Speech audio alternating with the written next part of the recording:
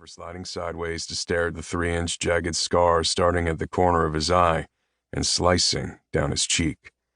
Most people couldn't keep their eyes off it, but Bryn acted as if it wasn't there at all. I sure do. I was supposed to start my shift at the diner 10 minutes ago. She opened the door and the dog bounded in, hitting the floorboards, then springing onto the seat to wiggle and sniff noses with a border collie. They could have powered a wind farm the way their tails were wagging and their little butts were shaking. Hey, Lucky. He leaned in as the dog leapt over the collie's back and into Zane's lap, where it proceeded to drench his face in fevered licks and puppy kisses. Lucky was like a hyper 3-legged Tigger as he bounced from Zane's lap back to the collie, over to Bryn, and back to Zane. Lucky, get off him, Bryn scolded. She tried to push her way into the truck as she got her own slobbery reception from the collie. Zane chuckled and grabbed her hand to help her into the cab. But his laugh stuck in his throat as heat shot down his spine and his mouth went dry. He swallowed and tried to focus on assisting her, instead of staring at the area of bare skin he glimpsed as the top of her dress buckled and gaped from her movement. It was just the side of her neck, but it was the exact spot he'd spent too much time thinking about kissing. Silly mutts. She laughed as she tossed her backpack on the floor and plopped into the seat. Her hand was soft, but her grip was solid, and for a moment he wondered what would happen if he didn't let go. Wow, what a greeting, she said, as she released his hand to buckle herself in. Zane's eyes were drawn to her legs like bees to honey. The woman had great legs, already tan and muscular and shapely from her work at the diner. Her white cross-trainers were scuffed with the red dirt from the road, and she had a smudge of dust across one ankle that Zane was severely tempted to reach down and brush away so he could let his fingers linger on her skin. Bryn wore a pink waitress dress, the kind that zips up the front with a white collar and a little breast pocket, and the fabric hugged her curvy figure in all the right spots. For just a moment, Zane imagined pulling down that zipper with his teeth. His back started to sweat just thinking about it. Simmer down, man.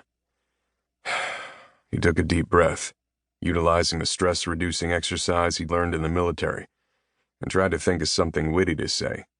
He didn't usually let himself get carried away with those kinds of fantasies, but he didn't usually have Bryn in his truck filling his cab with the sound of her easy laughter and the scent of her skin, traces of honeysuckle and vanilla, and the smell of fresh sheets off the line on a warm summer day.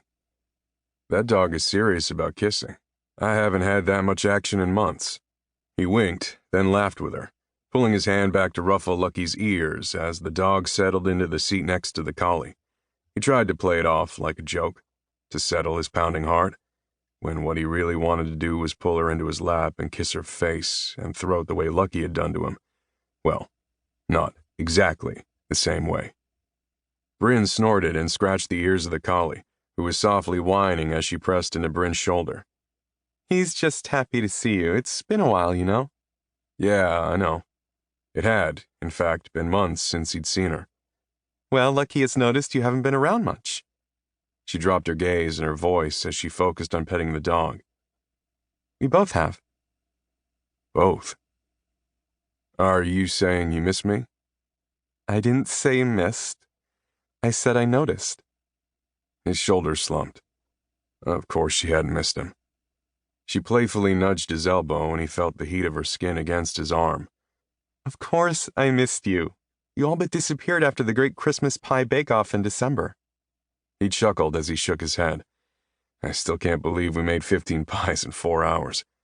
I still can't believe you wore a frilly apron with a glittery cupcake on the front. He raised an eyebrow. What other kind of cupcake is there? And I like that glittery color. I'm thinking of having it added to the paint job on my truck. A laugh burst from her. I dare you to. He let his voice drop and offered her what he hoped was a flirtatious grin. I do enjoy a good dare. She chuckled, then lowered her gaze to the dog's shoulder where she scratched its fur. So why didn't I hear from you? Was it something I said or did? Yeah, it was everything you did. Everything that made me want and hope and wish for something more. Nah, I was going to call you, but we got real busy at the ranch. Then I heard you started dating some rough-stock cowboy, and I didn't want to overstep. Is it overstepping?